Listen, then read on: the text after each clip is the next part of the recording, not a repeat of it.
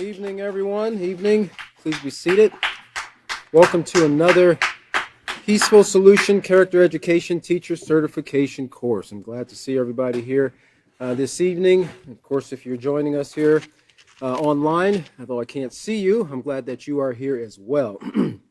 If you're joining us for the first time and are watching on Facebook, again, we do remind everyone that you can find the latest book that we are going to be studying out of this evening on the in the drop-down menu on our Facebook page. And you can click more and you can scroll down to self-control, because that's what we're going to be reading out of this evening as we move forward in the first chapter of the third unit out of 5 here of the intermediate series. Now, if you do remember some of the things that we did cover last class, we were just pretty much breaking into this unit and going over the lesson plan, starting with the lesson plan. If you remember, we kind of finished up a little bit of the introduction to the unit. We finished that out and then covered the note to the teacher as well. And if reminded you to go back and kind of read up on what we did cover, taking your notes and then going over those things, and of course reading ahead as well to prepare you for today's lesson. And in the last lesson, in the lesson plan 1, we were on lesson plan 1, page E, lesson plan 1, page E, and we're going to be starting in procedure 2. Now, as with any lesson, whether you're starting fresh in a new book or you're starting fresh in a new chapter, you're always going to review what you covered previously. And if you remember from what we went over in procedure 1, that was the first thing we went over, were a few of the things that was covered in the in this case, it would be the character and acceptance unit. When we went over the acceptance unit, we covered what was in the character unit. And as we move forward, you'll see how these things will continually be tied together, again, to keep it fresh in the mind of the students so that they don't forget what was previously covered on the earlier classes, because it can it can draw out, be drawn out over a period of time, as we ourselves has been going over this for, a little over a year and a half or so, almost a year and a half right now. So it's necessary to continually refresh the previous information in the minds of the students. Now, the lessons that we cover draw in that information, but some of the concepts that are presented are kind of initially, like what we're going to see here, they're kind of mentioned in word, and then we get into it a little bit, but you see a lot more detail in certain of the other books. So it's not a problem as a teacher, because remember, our job is to, as teachers, it's in part to, make it very clear to the student, right? Like kind of magnify the lesson understanding, because we understand the purpose and objective. Right? We understand the goal that we're trying to accomplish with each of our students at the end of the lesson, and ultimately at the end of every unit, and then at the end of the course in completion.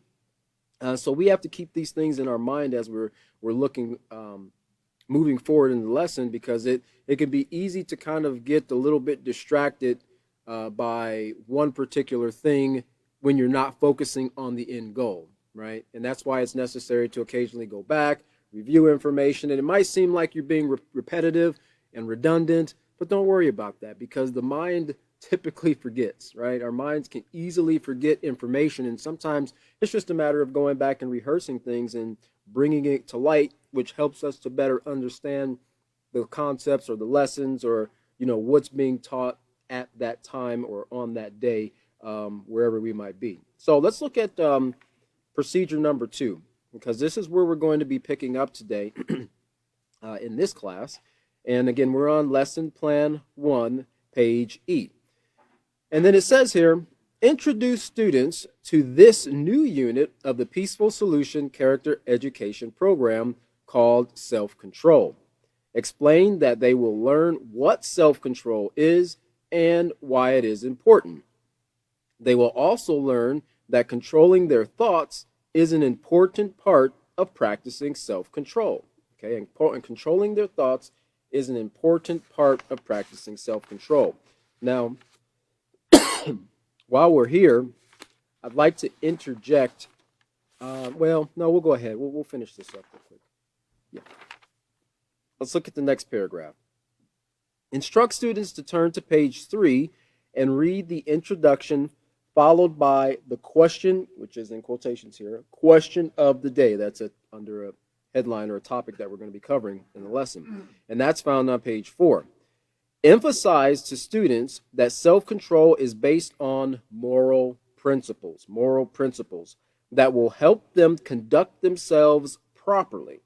Have students continue reading, review, and rewind, found on page 4.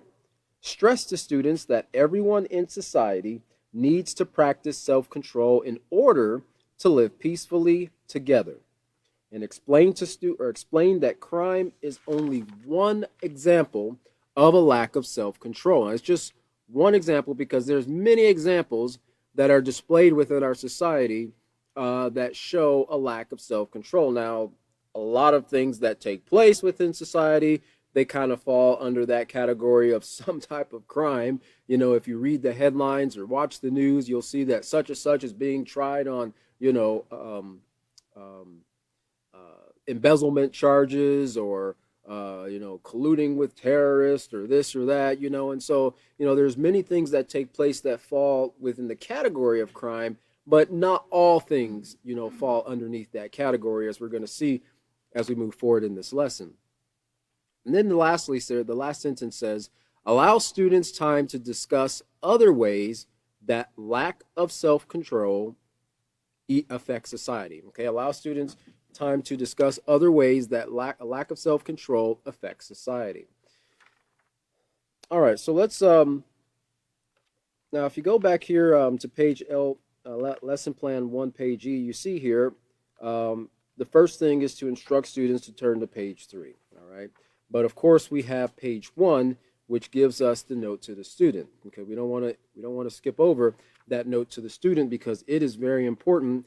And just like we saw the note to the teacher, showing the teacher what their goal is and what they're hoping to accomplish, introducing the teacher to the lesson and what's going to be presented in the lesson, we're also going to be doing the same thing in this note to the student. So, as was mentioned previously by some of the other teachers, just because you don't see it listed in the procedure, that particular page, doesn't mean that we get to skip it.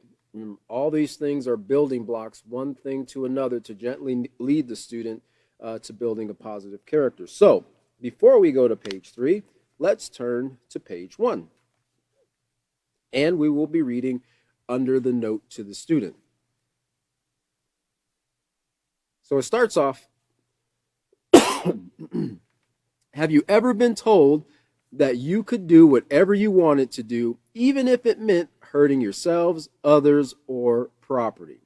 Well, the likelihood is no, because even from a small child, you have been taught that you cannot do whatever you want to do, and that you must consider how your actions affect yourself, and others. Your parents, grandparents, teachers, and other significant adults were the ones who guided and instructed you in the right way to behave towards others. Now, as we go through this, and I want all of us as teachers to keep in mind that in a perfect society, this is the case, that parents, grandparents, teachers, and other significant adults were the ones who guided and instructed you, or the student, in the right way to behave towards others. Now remember, as we learned in dealing with bullying, that not everybody right now is learning to develop a positive character. Not everybody is going through all of this information that we're covering here, or that will be presenting to your students to help them to develop a positive character, positive moral character. So that, with that understanding in mind, it's safe to say that, the parents and the grandparents, teachers, and significant adults, they guided the student as best as they knew how, okay? Because you can't fully educate someone in positive moral character if you don't have that base that foundation, that knowledge yourself. So most of our parents, I think it's safe to say, to some degree and in some way, be it small or great, did their best to try to guide us in making right decisions. Now, as we read in chapter 2 of the character unit, the effects of character within the family. Most families sit somewhere in between a healthy and dysfunctional family. Some families, they're on that spectrum of completely dysfunctional, it might seem, even though there are some positive traits that might have to be searched pretty hard to find, but there are some. And then where there are on the other end of the spectrum, it looks like some families are completely healthy and they have no problem. We know that, yes, there are occasional issues or conflicts that might arise. So, keep that in mind, because when we're dealing with our students, we have to take into consideration that, yeah, they might not have had parents or significant adults guide them in making right choices. Some young people actually grow up in environments where they see very little examples of morality, or they hear very little instruction on proper decision making or practicing self control, right? And that's just the reality of things. So as teachers, we don't want to kind of have this misconception that everybody is experiencing this. Everybody is experiencing parents and grandparents and so forth that's always directing the child in making right decisions. Generally speaking, for the most part, authority figures do try to do that, but again, without having that knowledge, it's very difficult for them to do so. In fact, you might not have your character unit, but if you do, I want to read a little something here out of chapter 2, and we're going to look at lesson plan 2 or LP2A from the character unit, because we're talking about parents, grandparents, and of course teachers and significant adults. All of these individuals, they help to make up the child's influences, right? The influences that the child receives from a very young age. And on LP2A, we're going to read here under the note to the teacher, and we'll just start at the very beginning of that paragraph there. It says, the role of family is paramount to our self-concept and how we interact with excuse me, how we interact with others. Okay, so it's paramount. It's very, very important, right? To our self-concept, to the student self-concept, right? And it's speaking when it says our. Now, this is under note to the teacher, but when it says our, it means all individuals, not just the teacher, but us, the student, the parent, whoever. Our self-concept and how we interact with others. And then self-control plays a huge part in that, because like we were just reading here, you've probably not been told by your parents you can do whatever you want to do, irregardless of the consequences. Okay. Therefore, this second chapter focuses on the family as one of the most important contributors to the development of character. And most children, except for those occasions where, the parent might give them up for adoption, or something has occurred where, they're not able to be there. Lots of tragedies occur in children's lives before they even realize who mom or dad is.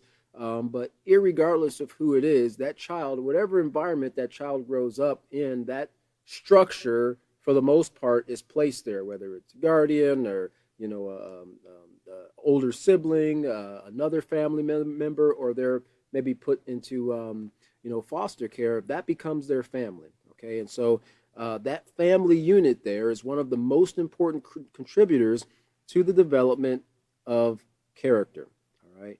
Let's see here. It says, sadly, we live in a society where children are routinely abused in a variety of ways. And of course, we don't have to go, far into this, but we know that part of that abuse is mental and emotional abuse, right?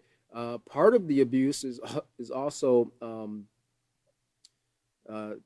the example, negative examples that go before the child, because these are forms of teaching. These are forms of influence that the child sees, and they have to take all that information and formulate a way of how to interact with other people in their minds, right? Because if someone's not telling them this is how you need to conduct yourself in society, all they have set before them are the examples that have been taught to them for however many years, and then they try to duplicate that. Remember what we talked about in, I believe, chapter 3 of the character unit, the making of a VIP?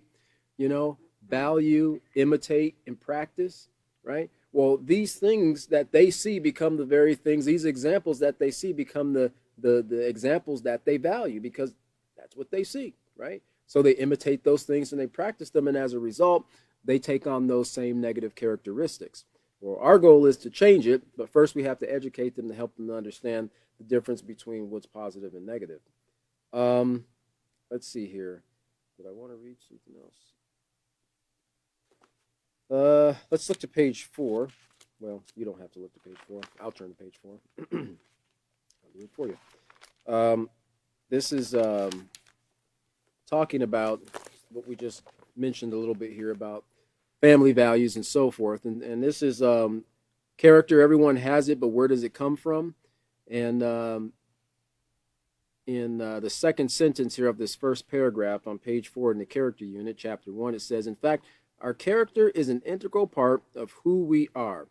Whether the character we have is positive or negative depends upon many factors. Now, these factors includes genetics, family values, because those are the things that are presented to the children on a regular basis, whether it's fishing trips or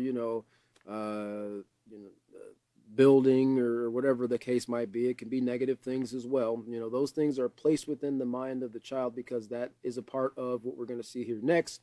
Influences, experiences, choices, and environment. Now remember, environment is not just the pretty little flowers outside and the birds chirping in the morning. Your environment is made up of pretty much everything around you, right? Your neighborhood, your family, the school you go to, all these things help to make up the environment. And it says here, together, they help to mold and shape our character, okay? And so these things play a huge part in what we're covering right here, or just as a teacher, remember what we've read in the first chapter of the character unit as key points in your mind in going through this. All right, so the second paragraph says, when you think about it, life is filled with instructions. Can you recall being told not to grab a toy from a playmate, to think about how your actions make others feel, or to be careful how you play to avoid hurting yourself? These instructions and many more were instrumental in helping you to develop the important character trait of self-control. The important character trait of self-control. And if you remember, if anybody here has ever had the wonderful opportunity, and it really is a wonderful opportunity of raising children or just interacting with children, especially in their their formative years, and well, really all their years are formative, but when they're really young in that toddler age, these are things that you're going to repeat quite a bit, right? You reminded them, no, you can't have that. Give that back to your brother or sister. You can't take something that doesn't belong to you. Don't run in the house. Don't run up and down the stairs. All these instructions that as parents, it seems like, we're a broken, I guess in today's day, it would be a broken streaming service. They don't have records anymore. My mom used to say, I sound like a broken record, Most children probably wouldn't even know what a record is nowadays. But anyway, it seems like we're a broken record saying these things over and over, but we have to repeat this information to get it lodged into the child's mind. And usually, sadly, it's after maybe not one, maybe not two, but possibly 3 or 4 times that the child suffers a consequence from not following the parent's instruction, that they see, oh, okay, I see what mom or dad is talking about now, right? I see why they told me not to run in the house, right? As they sit on the sofa with a cast on their leg and they can't go out to play, right? or they grabbed something off the stove that they weren't supposed to and they got themselves burnt, right? Or whatever the case might be, or just having a consequence because they weren't following the rules. And so as they learn and as they mature and as they grow, then these things start to associate the instruction with the reward or the consequence of either following or not following that instruction. So again, all these things were done to develop the important character trait of self-control. The ability to stop, think, and decide on options, and that is a phrase you're going to hear continuously throughout this unit. Stop, think, decide, stop, think, act, stop, think, control your behavior, behave, several different variations of it. But that's the process that every individual must go through in order to exercise self-control. So the ability to stop, think, and decide on options that will not bring harm to yourself or others is probably one of the first character traits that you were taught to develop. And if you think about it, even without our parents knowing the information that's in this book and it's presented in this book here, you think about what one of the goals or the primary thoughts that a parent has in their mind regarding their children. They don't want them to get hurt, right? They don't want their child to suffer some type of injury or to be to put themselves in danger in any way. So, as best as they know how, they give them these instructions to help them to practice self-control so that they don't get in a situation where they are in danger or where they have become hurt or where they have brought hurt or harm to someone else. Now, in this unit, you will learn more about how self-control is developed and why it is essential. Remember, we covered that word essential there in the note to the teacher. It means absolutely necessary or extremely important. So why it is essential to a positive moral character. Why self-control is essential to a positive moral character. Now, what you're going to see here in these next bullet points are the same things that we saw in the introduction to the unit on page lesson plan 1B, right? Lesson plan 1, page B. It's just worded a little bit different, but it's the same concepts there. But this is to the student. Other concepts that will be covered in this unit are why self-control begins with the way you think. Why self-control begins with the way you think. Now, of course, there are going to be a lot of talking points on these things, and we'll have plenty of time to go into it.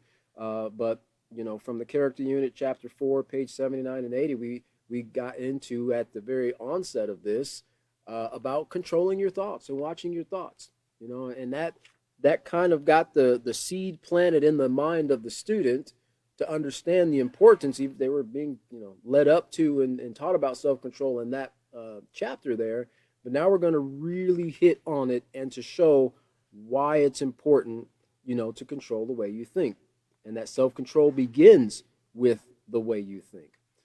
Then we're going to talk about what emotions are and why learning to control them is important. Also, how to use self-control to determine what negative influences are, how to resolve conflicts and manage anger using self-control, and how society can prevent the contamination of our environment by controlling their actions. How society can actually do this. And of course, how they as an individual, as a student, can do their part to not contribute to that, right?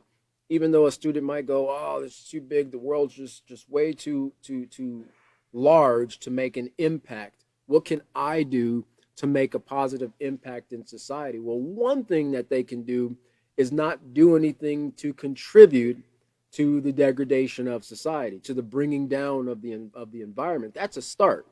And as they become educated and more able and capable, there are other ways in which they can help to improve the quality of living in their environment. It might start in their family, it might start in their own yard, or if they have a small piece of land that their family might own. There are ways that they can do that, and they can learn how to help to clean up the environment. I know that there's large movements and organizations that have been established for the goal of trying to clean up something like waterways. We mentioned the river in India, the Ganges River. It's not the only one. There are a lot of rivers. In fact, I think it was either in the 70s or the 90s, where I'm originally from in Ohio, the Cuyahoga River. It actually caught fire.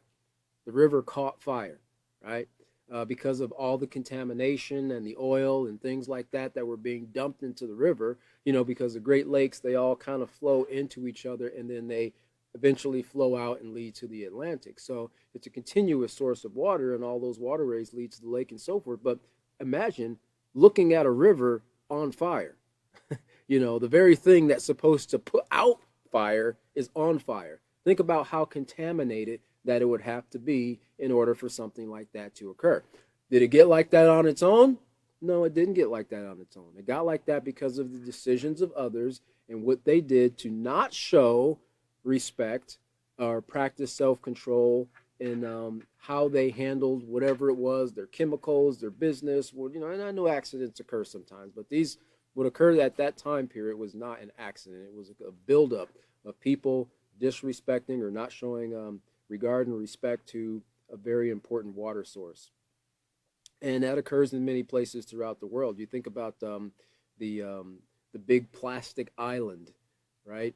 The big plastic island where the currents converge and it kind of just swirls around, and all that plastic that gets dumped from many different sources, they make their way in the waterways, and those waterways, streams and the rivers and the lakes or whatever, and lakes into the oceans, and eventually all that kind of converges in one little central location. And I don't remember what they said that place is, the site or a Rhode Island or something. It just keeps getting bigger and bigger, but it's so big now. People are wondering what we can do to actually clean this up, and the sea life are being harmed by it as a result of it, and so forth. I mean, it's just, we as mankind have done this over a long period of time, thinking that there are no consequences, or maybe not thinking, but not caring about the consequences that will come as a result of our disrespect or lack of self-control in regards to our environment. And we can go on and on and on about that,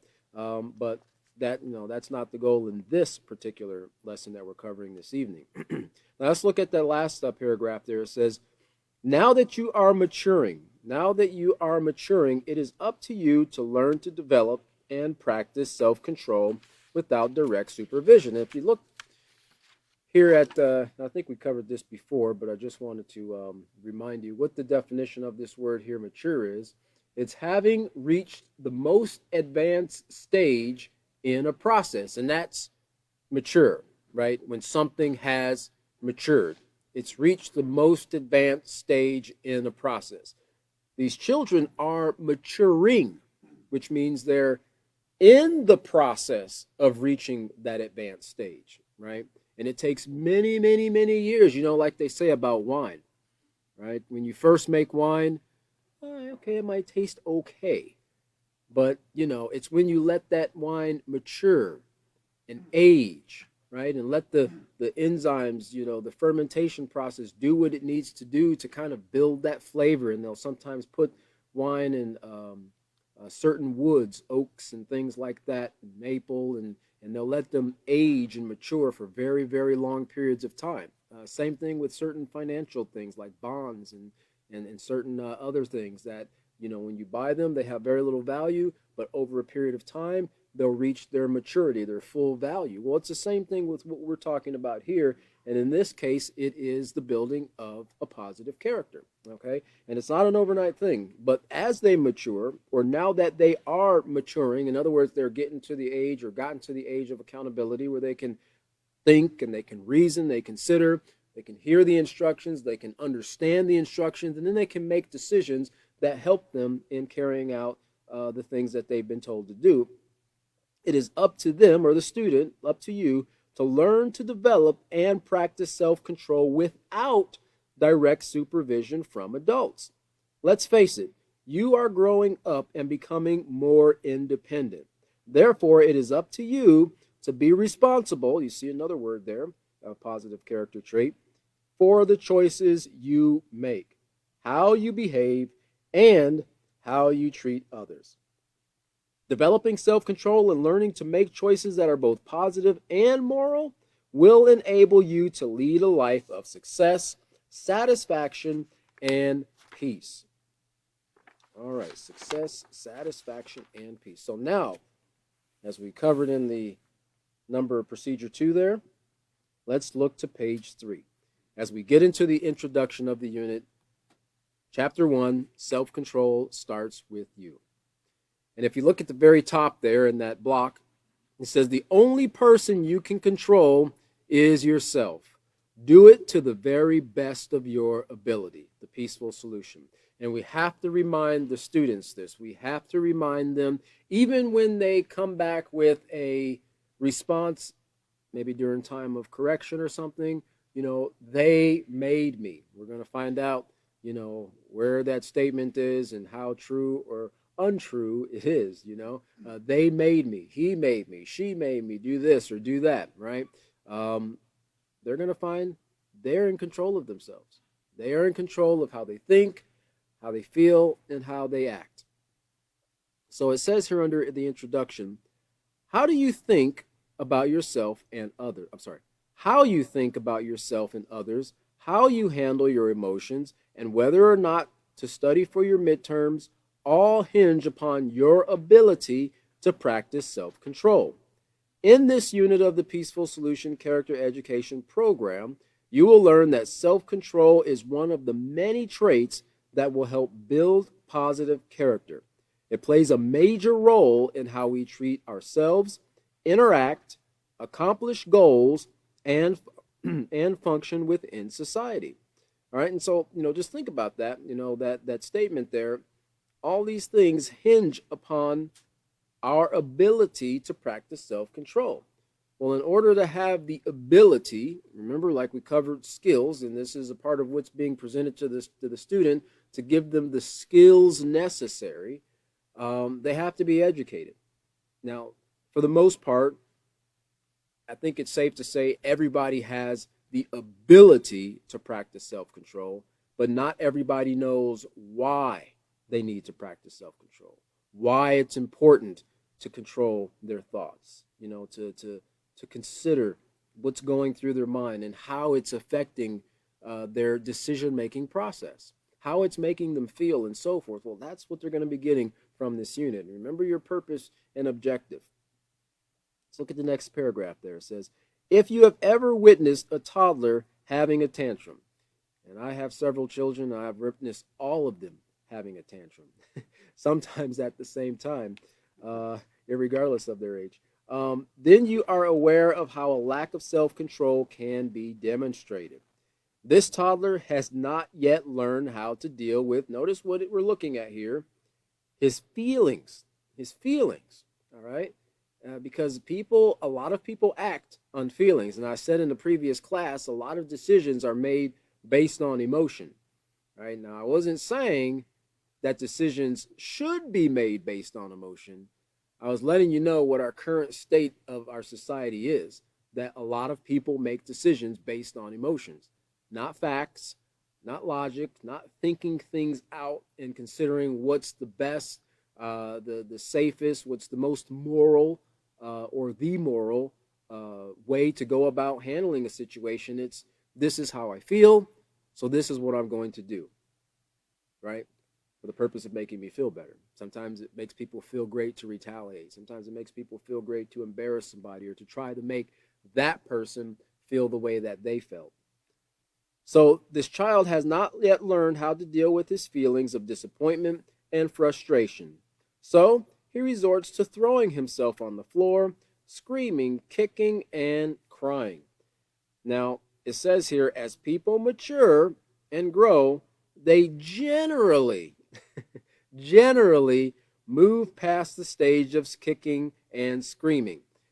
Sadly, we've seen too many times on the news, on the internet, people who are full grown adults still carrying on in this manner, and you think to yourself, wow, I mean, this person here, now they want you to honor their request and show them respect while they roll on the ground kicking and screaming, or stand up kicking and screaming and threatening you because you won't give them extra fries in their meal.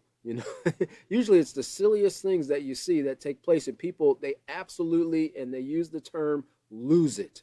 Well, what have they lost? They lost their self-control, right? They've lost their willingness to practice self-control. And in a lot of cases, those that willingness of that person to practice self-control, it depends on how they feel about the outcome of those circumstances, right? They feel that, hey, if I yell at this worker behind the counter here at this restaurant, I might get what I want. But they probably wouldn't do that to a state trooper, or a judge if they were standing in a courtroom, because they're considering the consequences could be pretty dire for me if I do conduct myself in that way. So it's not always that people can't practice self-control. It's just they feel that the consequences won't be there at times if they do it with certain people. And of course, this is why these classes are needed, desperately needed.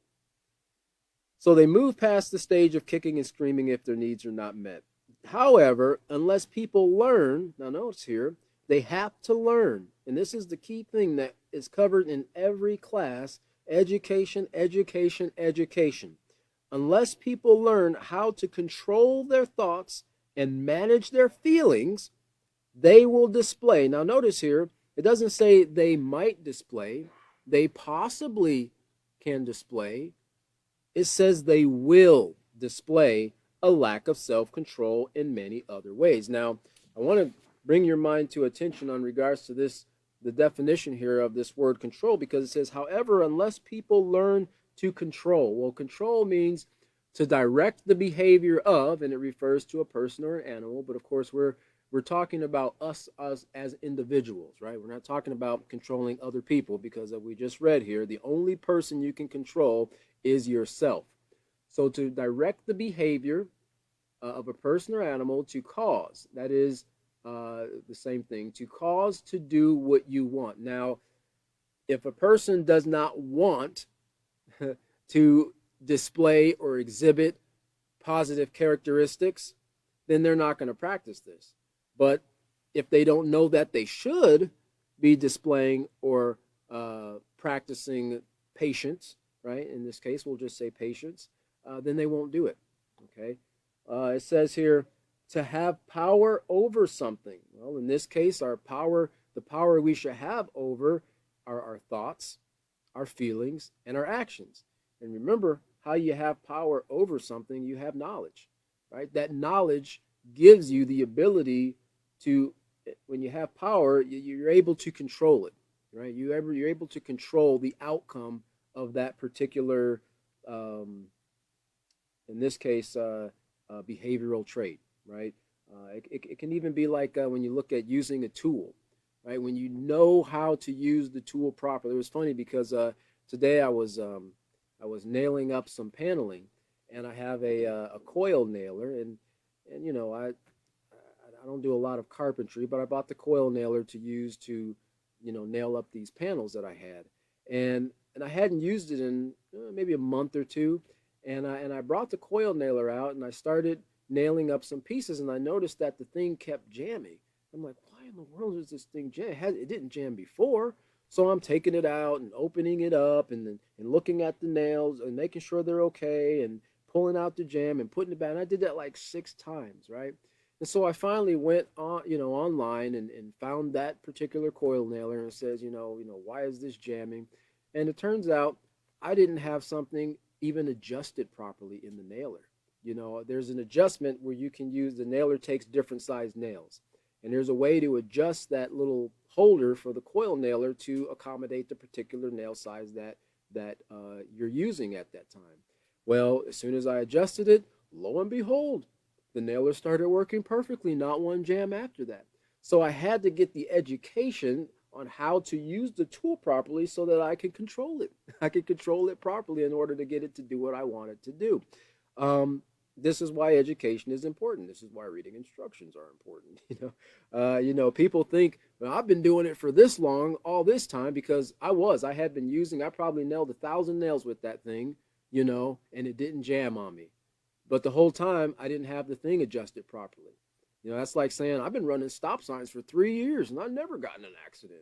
Well, it doesn't mean it's right. It doesn't mean it was proper. You were breaking rules all of this time, and now you're suffering a consequence for it, and it's being brought to your attention.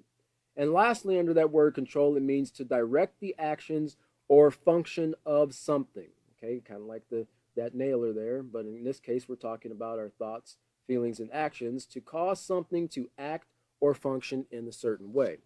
And then under that definition of that word manage, because we're talking about managing our feelings, it says to handle or direct with a degree of skill. Now, you remember what we covered at the very beginning of this in the introduction, that a skill is developed through practice.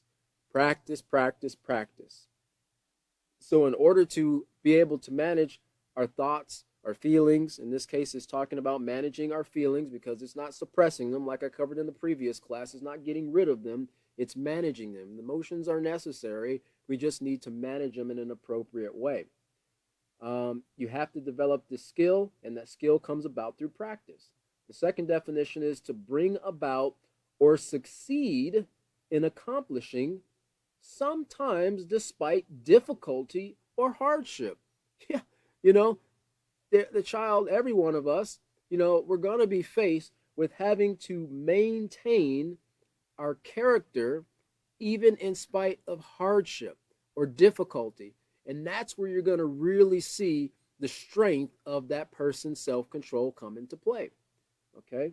And lastly, it says to handle, direct, govern, or control in action or use. And of course, and remember, we're not talking about some physical thing as a tool, although our character is a great tool that we can use in accomplishing success in every aspect of life, but it can be applied to those things as well.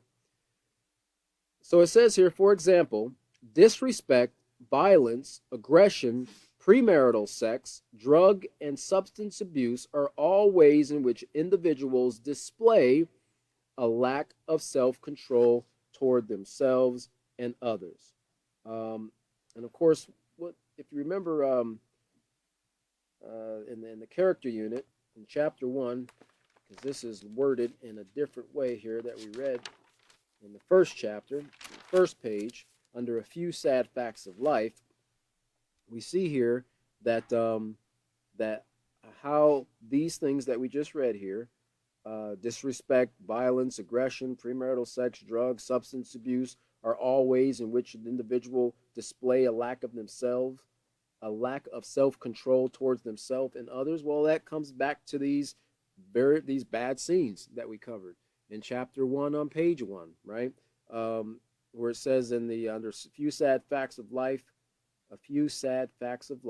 under that second paragraph or that first paragraph, that almost last sentence, it says the saddest fact of all is that in the long run, changing the outside just to fit in without improving who we are on the inside, of course we're focusing on character in this one here, has caused many disappointments, lost friendships, and created bad scenes. Now, in case you're wondering what a bad scene is, it's the 1 million teen pregnancies a year and the 25,000 teens who are diagnosed HIV positive every year. All right, so that's one example there. And then on pages 8 and 9 of the character unit as well, we see here, let's see here. Yes, 8 and 9 here, it says at the bottom of page 8, it says, those who have an immoral attitude towards human life often direct acts of cruelty towards animals. Okay, well, I'm sorry, it's the first one. It says, immoral attitude towards life consists of behaviors that devalue, belittle, hurt, and take from others both emotionally and physically. All right, this is because self-control is not practiced. And then on page 9, it says, Did you know that in addition to showing this attitude towards others, individuals could also display the same attitude towards themselves? That is, an immoral attitude towards themselves. Choices that involve risk taking behaviors. So we have bad scenes and risk taking behaviors that are a result of individuals displaying a lack of self control towards themselves and others. Choices that involve risk taking behaviors such as premarital sex and drug and alcohol abuse are examples of ways in which millions of people devalue their own lives. Now, these behaviors are the leading cause of sexually transmitted diseases, degeneration of the mind and health, and dangerous driving practices, all of which can lead to death. Self-mutilation is to willfully cut one's own body, and suicide are additional ways in which an individual disregards the value of his own life, okay? Because we're talking about the student, themselves, and others. Now, that last paragraph there on page 3, it says, in this first chapter, you will learn what self-control is and why it is an important trait for everyone to acquire and practice on a consistent basis. And so we cover C is for consistency. You will also learn that developing self-control begins with, notice here, controlling your thoughts and making choices that are positive and moral. Self-control is the most important character trait you can develop because it applies to all aspects of your life and is the foundation of a positive character. It's the foundation of a positive character. Now, if you remember in the lesson plan, we're supposed to go over to page 4 here, and we're looking at the question of the day. All right, so we've given the student an introduction. We've given them a note to understand what they're going to be covering. Now we start to get into some of the meat here as we look at what is self-control. Well, self-control on page 4 is, notice here, the very first thing, controlling. So now we give a definition here when we refer to controlling here. That is guiding or directing. Now you can't guide or direct something unless you know how to guide or to direct that thing, right? You can't guide or direct a ship through a waterway unless you know how to, right? Take a sailboat, for instance. How many know how to sail a sailboat, right? I've been on a sailboat before, but I can't say that I'd be prepared to sail across the Atlantic, right? I don't know if I get hit by that sail and knocked off the side and become shark food, because I didn't educate myself on what I needed to do in order to guide and direct that boat where I wanted it to go. So this is all a part of that education process so that they can guide and direct what they think, right? We can't underestimate how important our students, take their ability to think seriously, right?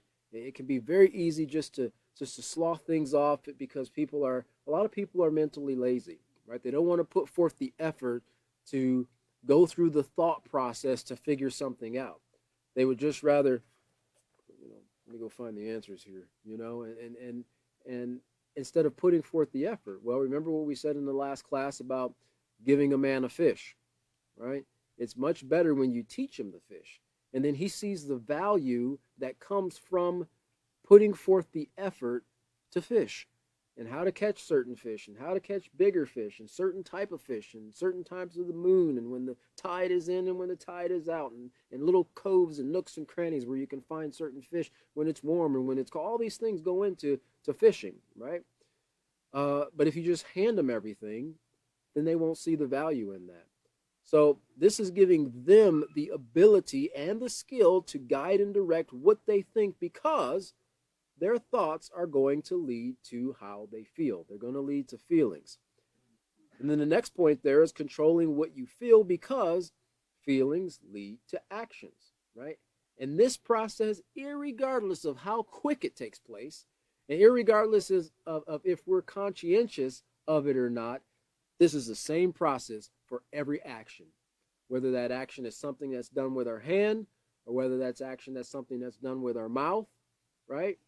Or even if it's something that's done with our eyes or a facial expression, right? or how we carry ourselves, our demeanor, our posture, and all these things. I mean, it thoughts fly in and out of our mind at the speed of light, 186,000 miles per second. Okay, uh, and we're not, the goal isn't to block all the thoughts that come in and out of our minds. The focus is to recognize these thoughts that affect our behavior, right? Recognize them, process them, kind of filter them through what we're learning here, this information, the peaceful solution as the filter, and then getting rid of the negative and taking and building with the positive, building on and building with the positive in order to build this character that we're looking forward to.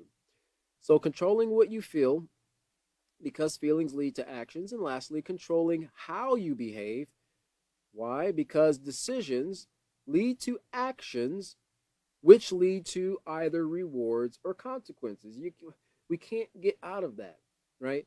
Everything we do, whether small or big, known about or secret, whether it takes place now or in the future, is going to be accompanied with a reward or consequence, right? Like the saying, with every action there is a reaction, and it's real popular in the physics world and the chemical world and chemistry world, I guess I should say. It's the same thing with the choices that we make as well. There's going to be a reward or a consequence to everything that is done, and the firmer we can impress that in a student's mind, they won't have the mindset of, well, as long as nobody sees me, everything's going to be okay, because that's not true. As we're going to learn as we get into this, there's a quote in here about the real test of self-control. So there, under there, it says self-control, notice here, is the foundation. Now, we've said this several times here. William covered it in the previous class. I covered it in the class before this one. But it is the foundation of moral behavior. Remember what we talk about when we're dealing with morals. That is pertaining to, as we're getting ready to cover here, the rules and following the rules. When you practice self-control, you stop and carefully consider whether your thoughts and feelings will lead to actions that are morally correct and, notice here, in your best interest. Why? Because you, in practicing self-control, have no control over what anybody else does. But your decisions can not only affect you, but other people. So you want to make sure that they're in your best interest, but also we have to take into consideration that they're going to be beneficial to those that are around us, right? Even as a teacher, in making this decision to teach the peaceful solution to your class, they might not like it at first, right? Because there's always a little bit of resistance to change. There's always a little bit of resistance to kind of going outside of the norm of doing things. If they're used to, fooling around or sitting back and eating Pop-Tarts at the beginning of class, they might not want to sit and read some book for 20 minutes or whatever. But what you're doing as the teacher is in their best interest. And eventually they're going to see that as they start to put these things into practice. And they might actually see it coming from their peers, their fellow peers, when their peers put these lessons into practice and start to see the benefit from it. Then that could be that positive conformity, that positive peer pressure that makes them go, you know what? I kind of like what I'm seeing there. I'm going to start doing this myself, okay?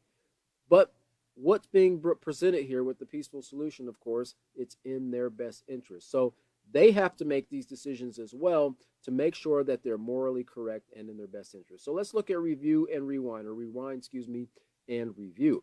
Because why are we rewinding and reviewing? Because what we're about to cover here, we've covered in the previous chapters. We haven't covered it in this chapter yet. So this rewind and review is indication to the teacher that this should have been covered. This foundation should have been laid earlier. This is why you can't skip any books, right? I like this cover better. It's a little bit prettier than this other one, so I'm going to go ahead and start this book. No, we've got to do it one step at a time, from A to Z.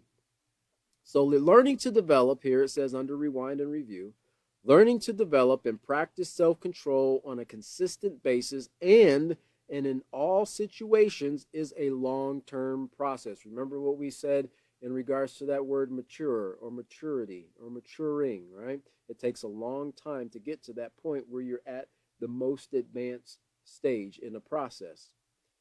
The first step in understanding self control is to explore how it relates to morality. Now, notice here, and Chris has mentioned this previously in other classes, and this is where we're finally getting to it, in this self control unit here on page 4. In the unit on character, now your students are going to be really confused if you thought you could just go ahead and skip character and acceptance and jump right into self control because you see your students are out of control, absolutely animalistic. You can't do it. You've got to lay a foundation in this. Remember what character does. It creates stability, right? It helps them to be able to direct their actions toward a particular goal. They have to know what moral character is. They have to know the difference between what positive and negative character is. They have to know the difference between positive and negative influence in order to control their thoughts, feelings, and actions to reach that particular goal. This is why it's important not to skip anything. So in the unit on character, you learned about morality and how to develop a positive character. Notice here, morals are rules that help us behave in ways that are appropriate, caring, and thoughtful of others and ourselves. They are universal in that most people, regardless of nationality or ethnicity, agree with and uphold them. And remember, we covered that as well there. Moral values, it's page 4, if I'm not mistaken, or page 8. Anyway, moral values define your character and your ability to control yourself. Actually, page 8. Moral values define your character and your ability to control yourself. A person with moral values distinguishes, notice here, they have to weigh out, right? In order to be able to distinguish, they got to weigh these things out. Well, in order for them to be able to weigh it out, they have to have that knowledge base to begin with, to know what's right and what's wrong, to distinguish between right and what's wrong. And what enables them to do that is, remember what morals relate to, right? Rules, right? Morals are rules. So in order to know if you're right or wrong, if you're keeping or breaking the rule, you have to know the rule. And so when you have these moral values, it enables the person to distinguish between right and wrong and make choices that will cause no harm to himself or others. Immoral values, on the other hand, lead to inappropriate behavior that is disrespectful, inconsiderate, and even dangerous. One having immoral values tends to develop enemies, and crime, violence, and abuse all stem, notice here, from immoral values. All these things stem from people not upholding the rules. And so that's what we're going to start getting into in the next class here. But remember this, we're laid here on what is self-control, right? And this rewind and review and understanding how morality, moral values, moral principles, and so forth tie into the practicing of this self-control as we move forward in this chapter here for the next class. And our next teacher is going to be David, who will be picking up. Next class will be the 26th, January 26th, 5:30 Central Standard Time. And we hope you enjoyed the class, and we look forward to seeing you at the next class as we continue to build a positive character. Thank you very much.